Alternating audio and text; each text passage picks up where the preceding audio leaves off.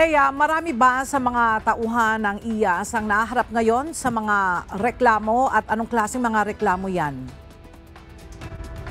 Karamihan dyan sa mga tauhan ng Internal Affairs Service ay binabalikan noong mga pulis naman na sinasampahan nila ng kaso dahil sila ang mga nag-iimbestiga administrative case, Kaya hindi raw maiiwasan ayon kay Attorney Brigido Dulay na balikan itong kanyang mga tauhan kung kaya't kinailangan na nila ang serbisyo ng Public Attorney's Office.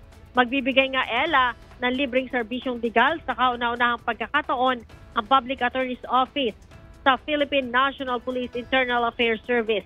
Ito'y para sa mga opisyal at tauhan ng IAS na nahaharap sa mga kasong sibil, kriminal, administratibo na may kaugnayan sa pagtupad nila sa kanilang tungkulin. Isang kasunduan ang nilagdaan ng IAS at PAO kung saan palalawakin ito ang saklaw ng kanilang serbisyo upang depensahan ang mga tauhan ng IAS sa mga kasong isinampa laban sa kanila sa Ombudsman.